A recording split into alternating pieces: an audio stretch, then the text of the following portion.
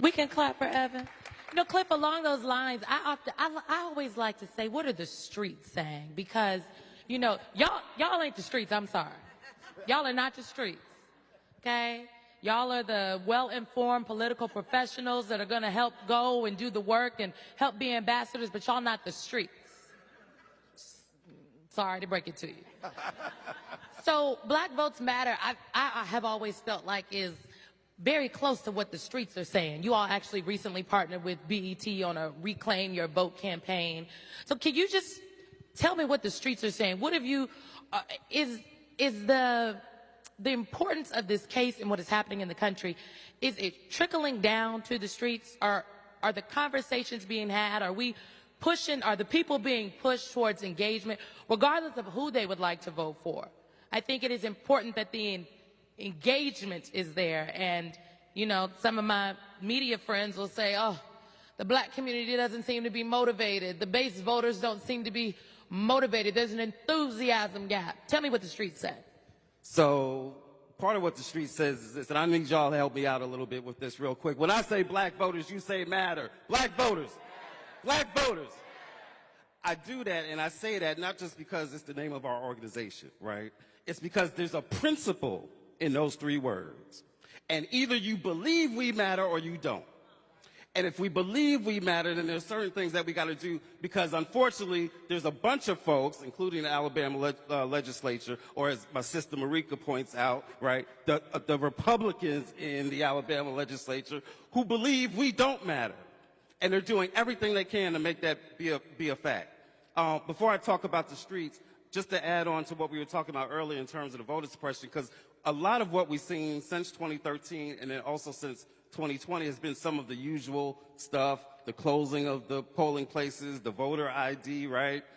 In fact, to add on to the Alabama story, many of y'all know that after they passed voter ID, the very next thing they did was what? They tried to close down the places in the Black Belt where you could get an ID, right? So they were telling us what they weren't even trying to hide it. But we saw all the regular stuff. But what we've seen, especially in the past 3 years, is a couple of troubling trends that I think we need to pay particular attention to, right? And I talk about them in terms of criminalize, deputize, and decertify, right?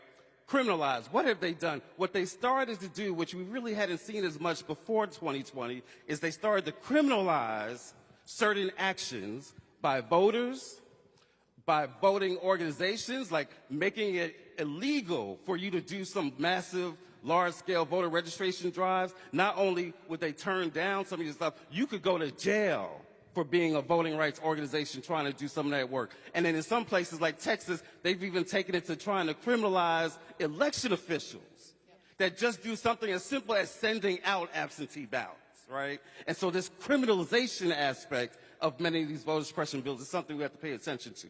The other thing is deputize. We've seen this deputizing of individual actors as part of the voter suppression effort. And so what you see is in some states where they're making it okay for individuals to even go to the polling place, and in some cases to videotape people at the polling places while voting. We're also seeing these making, like in Georgia, where they're making it easier for individuals to do these large-scale voter challenges. So any random individual can come up and say, I want to challenge these 20,000, 30,000, 40,000 voters who, by the way, just happen to all be black, right? So this deputizing of the voter suppression process, and then the decertifying, which is where we've seen many of these legislatures say, we are going to take over these county election boards, because we don't want y'all saying which votes are legitimate and which elections should be certified. So we're going to take it over, and we're going to decertify the results that y'all try. We've already seen this attempted in Georgia,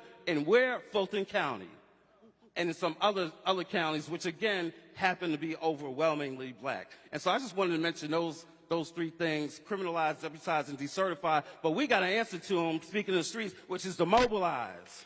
Right? They can try to delegitimize and criminalize, but we're going to mobilize. And so in the streets, what people are saying is, again, going back to those three words, black voters matter, part of what people are saying is that they don't feel like it matters.